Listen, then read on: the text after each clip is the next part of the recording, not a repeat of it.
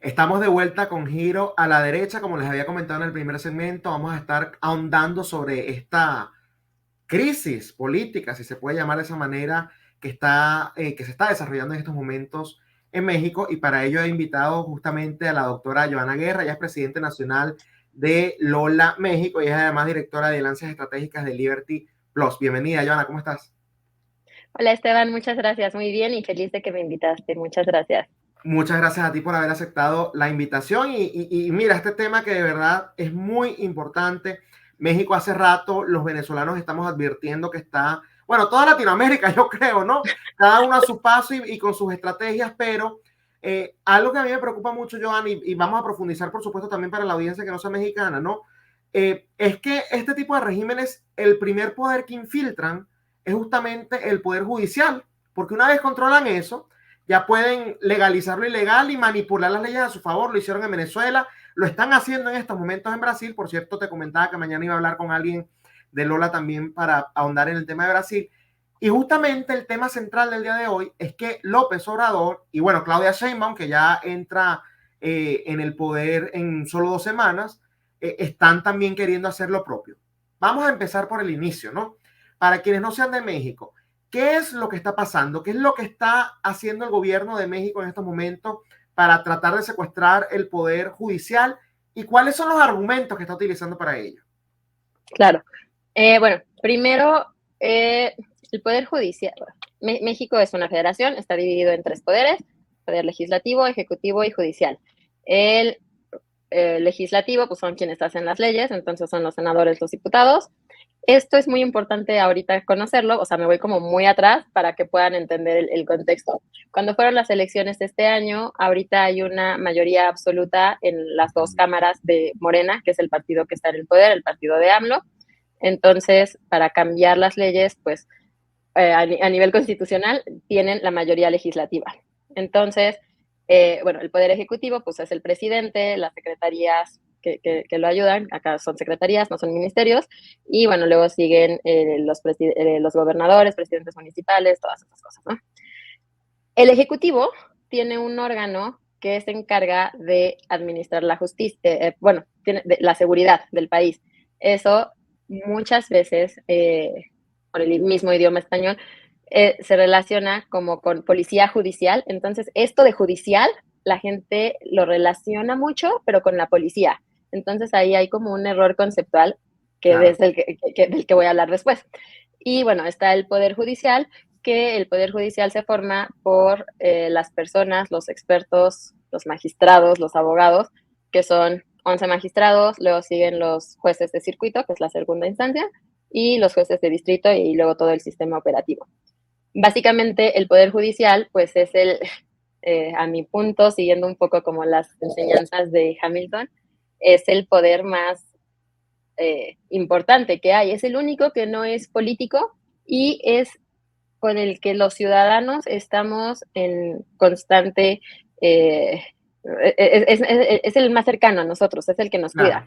Entonces, el Poder Judicial siempre tiene que ser independiente, no puede ser politizado y tiene que ser independiente y por gente que sepa, por expertos en leyes, gente que Hay tenga ciertos una requisitos, ¿no? Para trayectoria. poder, exacto, hay ciertos requisitos para poder ocupar estos cargos de magistratura, ¿no? En el Poder Judicial.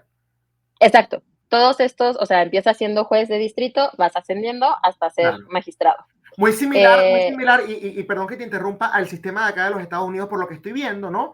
Pero el tema de los magistrados, ¿cómo es? Porque acá, por ejemplo, es un cargo vitalicio. Una vez llegas a la Corte Suprema, ¿no? De los Estados Unidos, y lo hacen justamente para evitar que los magistrados cedan ante presiones políticas, ¿no? Sencillamente usted llega a la Corte Suprema y toda la vida, al menos que usted renuncie, va a ocupar ese cargo. Acá son 9 magistrados, ¿no? uh-huh. Y justamente de esa manera evitas o mantienes, mejor dicho, la independencia. ¿Cómo funciona esa parte allá en México, Joana? Así no, no funciona acá. Acá se van, hace desde el 94 más o menos, que se van renovando, porque aquí se prestaba mucho a lo de la corrupción en el sistema anterior. Claro. Entonces se van modificando cada 6 años, pero Sí. estos 6 años no son, o sea, quedan como en medio Ya. del poder ejecutivo, o sea, no empatan. Entonces, ahorita una de las cosas que quieren hacer es que esos 6 años justamente empaten. Entonces, sí, bueno, eso es algo que es bastante preocupante. Ahora los magistrados se eligen en que se manda una terna, ya puede ser que las cámaras la manden al Ejecutivo, el Ejecutivo lo ratifica y listo, ese es el magistrado, o el Ejecutivo puede proponer a alguien, las cámaras lo aprueban y después el Ejecutivo lo ratifica. Eso es como se escogen los 11 magistrados. Los jueces igual van haciendo exámenes porque está el Poder Judicial, que son los magistrados, los jueces, pero está el Consejo de la Judicatura, que es el órgano que verifica que no haya abusos del Poder Judicial. Quiere decir que si algún juez dictó una sentencia exagerada, por ejemplo, en la primera instancia, el de segunda instancia, que es la apelación, lo ratificó, y el del amparo otra vez lo ratificó, te puedes quejar todavía con el Consejo de la Legislatura y decirles esto es anticonstitucional o inconstitucional, no procede. Entonces, de cierta manera, este Poder Judicial es bastante cerrado y la gente que está trabajando, yo tengo muchos amigos, yo soy abogada, que trabajan, ya sea, normalmente empiezas como actuario y vas ascendiendo a través de exámenes y es un escalafón tremendo, son como 30 años para llegar a ser magistrado. Sí. Obviamente hay cosas que se pueden mejorar, sí, pero la reforma que pretenden hacer, que justamente ahorita sí, lo primero que empezaron ayer las sesiones con el informe de gobierno, domingo, pero bueno, es 1 de septiembre, ya sí está la ley. Justamente ahorita en este momento se está debatiendo la reforma judicial, pero pues básicamente la llevamos de perder, porque hay una supermayoría Sí. en el propio Congreso. El Poder Judicial está haciendo bastantes manifestaciones intentando convencer a las personas que no se vayan por esta idea de judicial es igual a policías. Y Claro. bueno, los riesgos que hay, o las mayores, contestando la segunda parte de la pregunta, lo principal que quieren hacer es que los magistrados y los jueces sean electos a través del voto popular, Wow. que no entiendo muy bien cómo va a ser una campaña de un magistrado, no sé, yo te Se ofrezco mayor supone que tienen que ser justicia. imparciales, exactamente. ¿Qué van a prometer? No, prometo encarcelar al opositor. O sea, una locura. Exacto, y además, al darles el poder o la elección, ni siquiera sé qué palabras se tiene que utilizar, pero la posibilidad de que sean votados, únicamente hay dos, o sea, una elección cuesta mucho dinero. Y quienes lo pueden hacer son o los partidos políticos o el crimen organizado. Y de por sí México está básicamente considerado como un narcoestado. Entonces, lo preocupante es que con esto se va a legitimizar el poder. Es como yo voté por ti, entonces ahora haz lo que yo quiero. Se está configurando una tiranía o una tiranía legal porque están cerrando todos los sistemas y le están quitando el peso a los ciudadanos o el amparo, justamente, que es algo, una institución que se creó acá en México a través del Poder Judicial, para prevenir los excesos de los otros poderes. Ese es el punto, a mi parecer, el más importante, porque al, olvídate de los exámenes, puede ser, sales de derecho y al día siguiente puedes empezar tu campaña para ser juez o Y magistrado. déjame ser un poco más maquiavélico, porque entendiendo cómo son estos sistemas, no te extrañe que quizás al principio sea así. Bueno, sales de abogado y terminas como magistrado por un cargo de elección, pero después hasta esos requisitos los quitan, porque así son Total. de locos estos individuos. Pero me interesa saber, Joan, un poco retomando la pregunta, ¿cuál es el argumento que está utilizando el gobierno para justamente promover esto? ¿Qué están diciendo? Que el Poder Judicial está politizado y lo quieren despolitizar. O sea, bueno, qué sorpresa, ¿no? Justo. Creo que ya te la sabes. Me la conozco un poco. Sí, sí, justamente es eso, que el Poder Judicial está, lo que pasa es que el gobierno se está aprovechando de esta confusión en términos. Claro. La gente normal, no sé, el barrendero, no sé, el doctor incluso, que no están metidos en este ámbito judicial o legal, está esta confusión, ¿no? Como judicial, jueces y judicial, policía. Entonces, de ahí se están tomando para barrer la corrupción desde arriba es algo que dice AMLO, las escaleras se barren desde arriba. Entonces, lo que quieren hacer es, o lo que prometen es acabar con la mafia neoliberal que está en el poder. Wow. Literal, ese es el argumento. Y que las personas tengan acceso a una justicia que les sea más cercana a través del voto de los jueces y los magistrados. Entonces, se aprovechan de la ignorancia de las personas. Es Sí.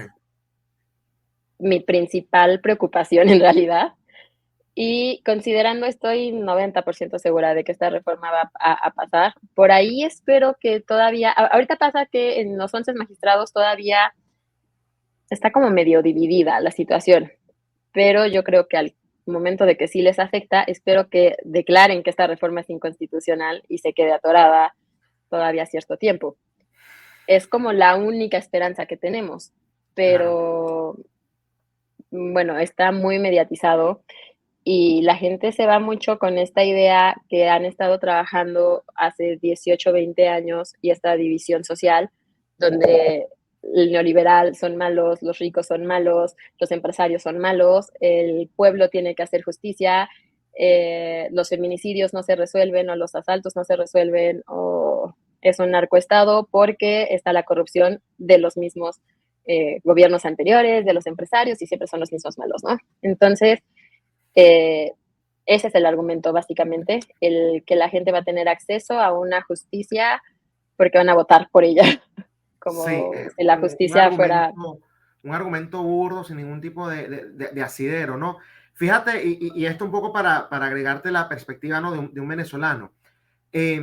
Chávez, cuando llegó al poder, parte de lo que hizo, lo primero que hizo que fue el cambiar la constitución. ¿Pero por qué lo pudo hacer? Porque él ya había infiltrado justamente la Corte Suprema, Johanna. La constitución anterior no establecía a la constituyente como un proceso para cambiarse ella misma. Y aún así, claro, bueno, como la Corte Suprema, que ya estaba infiltrada, dijo, no, está bien, él pudo cometer esa que fue su primera ilegalidad.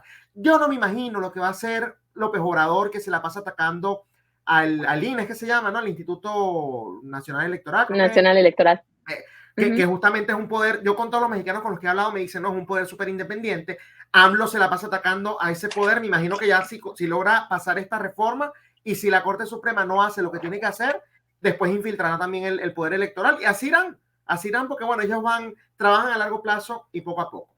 Quiero mostrar unas imágenes, ¿no? De unas manifestaciones justamente que se hicieron el día de ayer. Le voy a poner acá en silencio para que no escuchemos el audio. Ojo, yo he visto otras imágenes, hubo unas más aéreas en donde se notaba, ¿no? La cantidad de personas que justamente están expresando su preocupación por esto, pero aquí me surge una duda, Johanna, y creo que es una duda bastante lógica. Yo he visto nuevamente esas manifestaciones masivas, incluso previo a las elecciones, de gente que estaba rechazando, por así decirlo, al gobierno de López Obrador y ahora que advierten el peligro que puede representar esta reforma al Poder Judicial. Sin embargo, López Obrador sigue siendo, nos guste o no, un presidente muy popular y que ganó cómodamente esas elecciones presidenciales que justamente, como muy bien lo estabas mencionando, le dieron la mayoría absoluta en el Poder Legislativo. ¿Qué es lo que está pasando? ¿Por qué la gente parece que cuando yo veo imágenes en la calle parece que sí hay un sector importante que lo rechaza, pero en las urnas electorales parece todo lo contrario? Johanna, ¿cómo se explica eso? Es lo mismo que yo creo que medio país se está preguntando, pero al final, bueno, en este sexenio todos los gastos públicos en realidad, o todos los servicios públicos disminuyeron. Nos decía en la campaña que íbamos a tener un sistema de salud como el de Dinamarca. Ayer en su último informe, que justamente la marcha que pasaste ahorita en las imágenes se estaba dando en el Ángel de la Independencia, que queda como a unos, no sé, 5 kilómetros del Zócalo, que es donde él estaba dando su informe de gobierno y diciendo que esos que estaban ahí eran unos pagados neoliberales y sí, están manifestándose para mantener sus privilegios. Entonces, esa es la retórica que dijo desde el informe presidencial y la repite todos los días hace 6 años en sus mañaneras. Entonces, la gente sí ve cómo está esta disminución en los servicios públicos. Por ejemplo, yo me rompí mi pie en febrero, tengo que ir al sistema público para que me den mi incapacidad y todavía no tengo mi pase a ortopedia. O sea, yo ya me alivié y todavía no tengo mi pase a ortopedia, entonces tuve que tratarme con un doctor particular. Pero lo importante es que a la gente no le importa eso, no le importa el tener las medicinas. Crearon un banco que se llama Bienestar y ahí les depositan por cualquier cosa que se te ocurra. Madres solteras, niños en las escuelas, no es necesario que pasen las materias, les dan una beca donde o sea, nada más por estar inscritos, ni siquiera tienen que ir. Desempleo, viejitos. Entonces, bueno, una familia de 4, considerando que sean mayores de 60, que tengan, no sé, madre soltera y un hijo, ganan o reciben del gobierno unos 15,000 pesos mensuales. Mi salario es como 20,000 pesos mensuales y trabajo todos los días de 9 a 7. Claro. Entonces, es muchísimo más cómodo esto y ahí dicen, claro, el gobierno nos está dando, sí, te está dando dinero, pero ¿cuánto estás gastando en comida? ¿Cuánto estás gastando? ¿A qué precio? ¿No? Es un poco como el meme. Entonces, la gente prefiere o no analizan estas cosas, prefieren tener votaron por el bolsillo, en realidad, por seguir manteniendo este beneficio, porque les decían que si llegaba la oposición, se los iban a quitar. Esa narrativa yo la he escuchado muchísimas veces, sabrás de dónde, ¿no? O sea, de hecho, eso que estás diciendo, no, bueno, por ser madre, en Venezuela armaron estos planes sociales y el tema de las madres, entonces era madres del barrio. Y era por lo mismo, por tener niños te daban un subsidio. Por ir a la escuela, tanto, por ser anciano, tanto, por lo que fuese, ¿no? Y entonces lo inventan y justamente así también se manipuló a un sector de la sociedad venezolana. Hay algo que a mí me preocupa mucho, Giovanna, que yo cada vez que hablo con los mexicanos, ¿no? Y me meto un poco en el tema político, de una u otra manera me dicen que la oposición está desarticulada, que quienes son opositores justamente al gobierno están, por así decirlo, huérfanos de liderazgo, ¿no? Y bueno, me interesa saber qué rol o qué papel están jugando quienes en teoría están llamados a hacer la oposición política a estos individuos, bueno, ante esta reforma, y qué fuerza están teniendo a nivel mediático, a nivel de la sociedad, ¿están teniendo algún impacto? ¿Qué están haciendo? Tienes razón, la oposición básicamente no existe. Se juntaron para el proceso electoral y, bueno, salió como, como candidata Xochitl Gálvez, pero dentro de la misma oposición se estaban medio peleando. Ahora que son minoría, más o menos hay como cierta fuerza cuando les conviene a sus intereses. En este caso de la reforma judicial, claro que están casi todos juntos. Por ejemplo, está Manuel Añorbe, que es un diputado senador, que es del PRI, pero es de las personas más coherentes. De hecho, él tiene una trayectoria, o sea, está muy conectado con el Poder Judicial en cuanto a protegerlo. Está, por ejemplo, Jorge Triana, que también es otro de los que dicen, esta reforma está mal, gente, despierten. Está Lili Telles, que de una manera más, no sé, su manera de expresarse es como más hacia la gente, pero al mismo tiempo, o sea, sí, la gente la entiende, pero la critican. O sea, les explica con peras y manzanas, pero dicen, no, ella está pagada por la mafia neoliberal.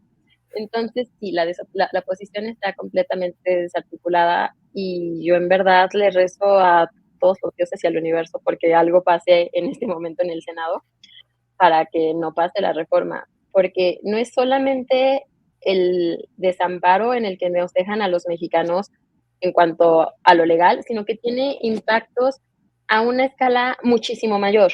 O sea, simplemente el precio del peso, bueno, la relación dólar-peso cambió ahora que se volvió a plantear esto de la reforma judicial. Yo no estaba en México y pude verlo claramente. Fue muy obvio dónde pagaba y había diferencia como de 50 centavos. Esto se causa por la incertidumbre. Sí. ¿Y por qué? ¿Por qué es importante esto de la inversión extranjera? Bueno, pues porque ahora las reglas del juego no están claras. Entonces, no es que no quieran invertir en México, México tiene muchísimo poder, o sea, ha sido muy atractivo para los inversionistas, pero si las reglas del juego no están claras o te las van a cambiar en cualquier momento o ahora tienes que comprar al juez, ya no es negocio. Entonces, eso es algo muy malo al mismo tiempo eso nos baja, nos aumenta como riesgo país, o bueno, nos Sí. baja de categoría, nos aumenta el riesgo, entonces nadie quiere perder o estar en el riesgo. Y algo muy preocupante también es que nos puede sacar del TEMEC porque está violando todo lo que ya está establecido, porque el TEMEC se basa en la confianza entre los tres países, ¿no? Estados Unidos de América, Canadá y México. Entonces, si México no tiene un sistema de justicia que esté controlado o que sea independiente, porque ahora otro de los puntos que quieren hacer es justamente que los jueces y los magistrados sean pagados por el Poder Ejecutivo, o sea, se borra la autonomía del Poder Ah, Ejecutivo wow. y No me se une. gusta un juez y le corto el salario, listo. Exacto, Sencillo. sí, sí, sí, no viste Wow. la sentencia, listo, que te cortan la cabeza, como en la película. Sí. Ujú. Entonces, pues eso hace que los socios comerciales pues se cuestionen la capacidad de México para cumplir con los compromisos, ¿no? Porque si no les gusta, listo, cambian a la persona y ya. Algo que argumenta México en eso, porque por ahí hicieron las declaraciones el embajador de Canadá y el embajador de Estados Unidos, es que dicen que eso está atacando, que esos comentarios atacan la soberanía nacional, que suena muy bonito, pero en realidad el grueso de los mexicanos no sabe qué es la soberanía nacional, ¿no? Entonces, Sí. eh, esta reforma, pues, afecta, nos afecta de manera directa en cuanto a la administración de justicia, a la impartición de justicia, pero también nos afecta en otra cosa que nos duele un montón, que es en el bolsillo. Claro. El efecto económico, social va a ser tremendo. Y justamente eso me da pie para lo siguiente, porque yo creo que el ser humano es como que arrogante, ¿no? Siempre dicen lo que le pasó al otro le pasó por, me disculpas la palabra, por pendejo, por ignorante, eso a mí no me va a pasar. En Cuba, bueno, Cuba no era la Unión Soviética, en Venezuela nosotros decíamos Venezuela no es Cuba. Y ahora México, me Claro. imagino que México dirá, nosotros no somos Venezuela, tomando en cuenta que, bueno, tienen frontera con Estados Unidos, tienen estos tratados que tú estás diciendo. ¿Cómo justamente se logra por así decirlo, conciliar eso, Joana, porque ¿qué es lo que yo veo? Que la ciudadanía siempre cree que lo que le pasó a otros no les puede pasar a ellos. Y ya tú estás acá explicando de una manera muy clara cómo más allá de lo judicial incluso va a afectar en lo económico, porque se están ya violando tratados comerciales internacionales, porque ya no se va a hacer tan atractivo invertir porque no hay seguridad jurídica. Bueno, por múltiples motivos. Entonces, ¿cómo la ciudadanía puede en algún momento, si es que despiertan, ¿no? Procesar justamente este tipo de cuestiones y hacerles entender que México hoy quizás está bien o decente, pero mañana puede estar, bueno, como Cuba, como Venezuela. Claro, es algo que a mí de manera personal me causa mucho conflicto. Yo trabajo en temas de educación y no, o sea, bueno, la reforma educativa también es una reforma de adoctrinamiento, pero ese no es el tema ahorita. Pero el punto es que la gente no está educada, no nos tienen enajenados con cualquier cosa y además se fomenta mucho este discurso de odio, pero Sí. este discurso de odio viene desde tiempos ancestrales, o sea, no sé cómo sea en Venezuela, pero sí sé que en otros lados de América Latina sí está como este resentimiento hacia los españoles, entonces si eres como más blanquito, eres rico, o sea, hay como cierta discriminación como Sí. positiva, ¿no? Entonces, desde ahí se agarran Bueno, para el término, y poder perdón que te decir, interrumpa, el término whitezican, eso lo conocemos en todas partes, me imagino que esa es una buena manera de explicar lo que estás diciendo, ¿no? claro, sí, sí, a mí me tachan de whitexican a cada rato, y yo así Ahí de, está. sí, ¿qué? Pero bueno, el punto es, hace 20 años que AMLO está en su campaña no oficial, en sus intentos por llegar a la presidencia, Sí. y va fomentando este discurso de odio que, por ejemplo, niños que ahorita están entrando a la universidad o en preparatoria, ya lo traen cargado como preloaded. Entonces, no entienden estos ejemplos. Por ejemplo, yo platicaba y les decía, es que es muy preocupante porque ya nadie te va a defender de los excesos de los otros poderes. Si hay algo, por ejemplo, quieren crear un impuesto, acá pagamos el predial, que es el impuesto de las casas o de los inmuebles, y el impuesto de la tenencia, que es el impuesto a los coches. Pero Ok. quieren crear un impuesto a la propiedad. Entonces, va a haber como una doble carga tributaria. Entonces, si tienes una casa, vas a pagar el predial y la propiedad. Si tienes un coche, vas a pagar la tenencia y la propiedad. Es un Wow. impuesto bastante ridículo, pero ¿de dónde tienen que salir los planes sociales? Pues de los demás, ¿no? Entonces me dicen, bueno, es que yo no tengo casa, no tengo coche.